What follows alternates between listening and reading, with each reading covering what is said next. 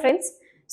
Today we are going to discuss about indigenous people, because today we are celebrating International Day of World's Indigenous People. So here we will be discussing about the climate change aspect of, or the natural conservation of biodiversity and conservation of nature related aspect of indigenous people. So basically, who are indigenous people? They are basically the Aboriginals. Aboriginals means those who are residing in a particular place for a very long period of time. Now, because they are residing in a particular place for a very long period of time, they have a proper knowledge of what will be the weather condition, what will be the shedding period, leaves shedding period, what will be the behavioral pattern of animals, what will be the behavioral pattern of climate. Okay, so when can we expect the cyclone, or what are the ways to mitigate cyclone, the effect of cyclone? So such kind of traditional knowledge systems are very much ingrained in these indigenous people, because they have been living, or they are basically original inhabitants of a place for a very long period of time. What they actually have, that is natural capital. Natural capital is the core asset that they are having. Natural capital matlab they have the knowledge system provided by the nature. Capital, by capital we are saying that this is their earnings, this is the thing that they own, and that is nature. And so you will be finding that anything related to their food habits, their livelihood, all of it will be very much ingrained or connected to the nature. Okay, we say that they have a cultural relation with nature. And why do we say so? It is because of these two aspects. Because they are saying, they believe that they will take only what is needed from the environment. This needed part is very important, because that brings their consumption level to a responsible value. So they will undertake only responsible consumption. They will take anything that is required from the environment, but only to a required value. They will not excessively consume or irresponsibly consume something. Also, they show respect to everything around them. So they do not categorize themselves as the most smart being on the planet. So they will be respecting the nature, the flora, the fauna, animals, anything and everything around them.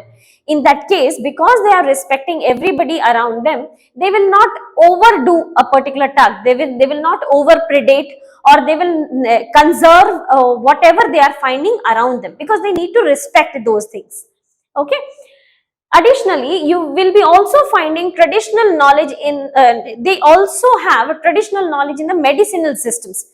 Apart from the minor forest produce that they are undertaking, and they also have a proper knowledge of making, let's say this leaf can be applied when the person gets wounded, or such and such a stem or such and such roots are useful in improving the respiratory system, or such and such food is responsible for improving your digestive system. So in terms of that medicinal knowledge also, their traditional knowledge is quite high.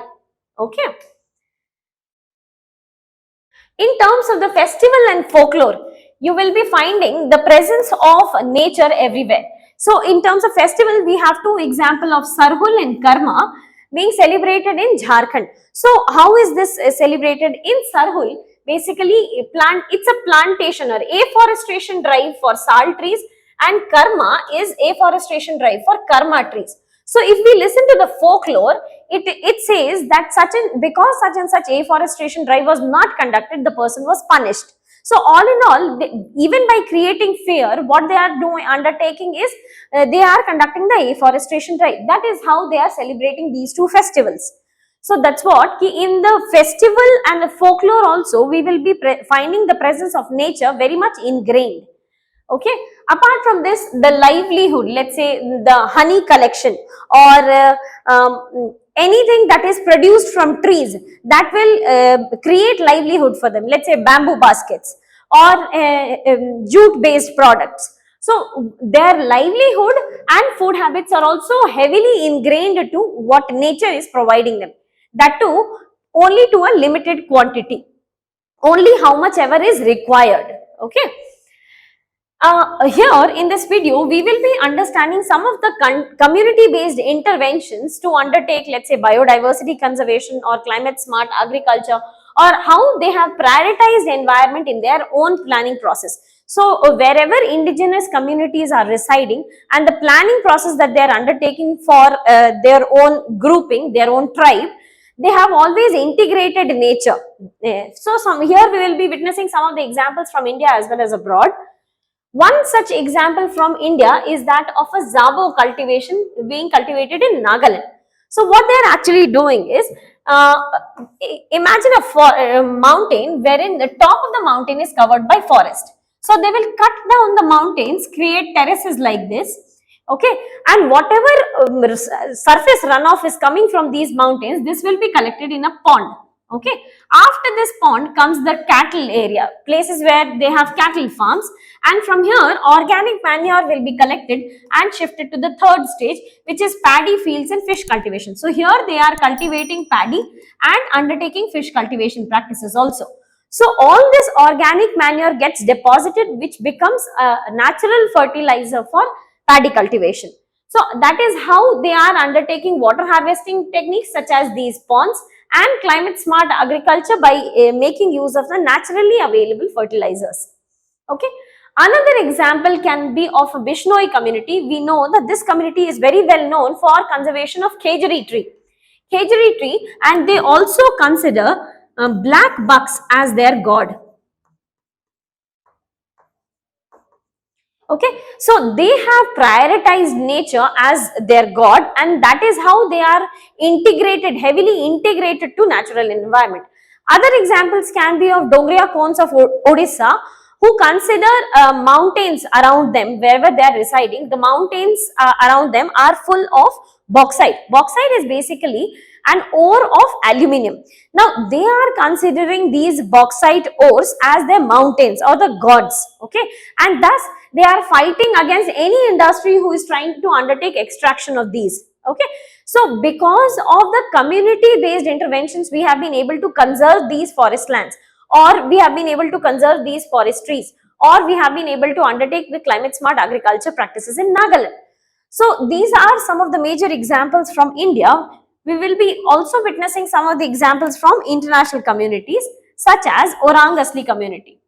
Orang basically is the name of the tribe, whereas Asli means originals. So this community, which is living in the Malaysian area, Malaysian peninsula, they are the original inhabitants of this region. And within the same region, we find Malayan tigers. Malayan tigers are basically critically endangered species.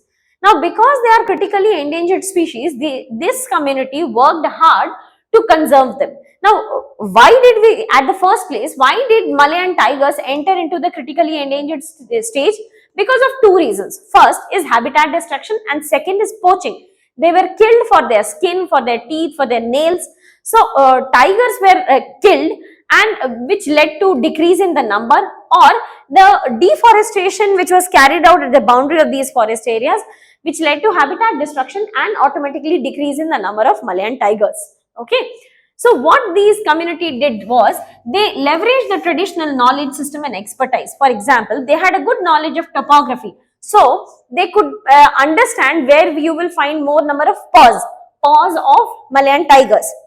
If we are finding more number of paws here, matlab we should be undertaking more conservative approach in these areas. So we can expect more poachers in these areas. So we will have to undertake anti-poaching activities in these areas. So they have basically made use of their traditional knowledge systems, and by this they have helped in expansion of the forest cover and also took up anti-poaching activities. Now at least we have been able to stop down the reduction in the number of Malayan tigers.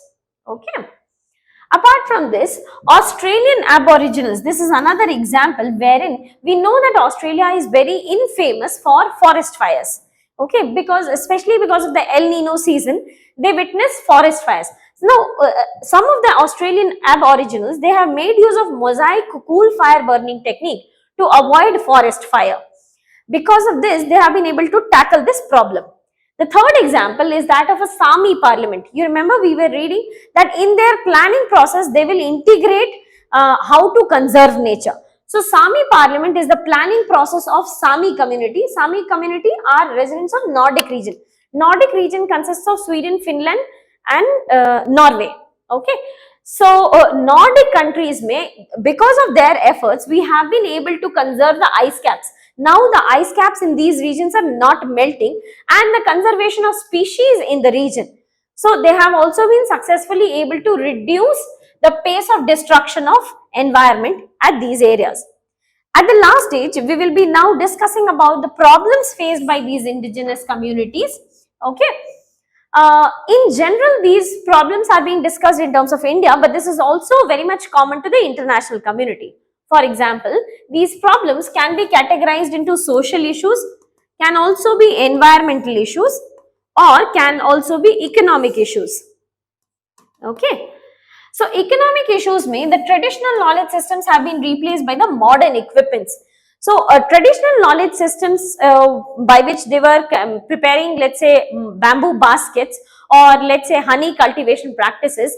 So all this has been replaced by the machine made goods. Similarly, handmade forest based goods are replaced by machine made plastic based goods.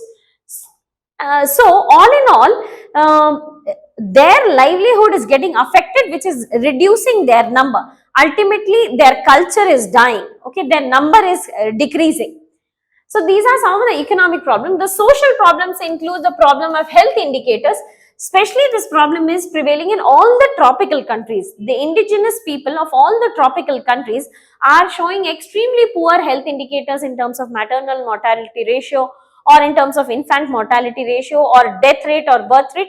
The health indicators are very poor here, which is also affecting the poverty levels. Because of poor health, they are very much poor, and their culture is dying due to interventions by the government. So because we are trying to, or any government is trying to pull them to the mainstream civilization, so their original culture of protecting the nature or living in coherence with nature, such kind of culture is dying.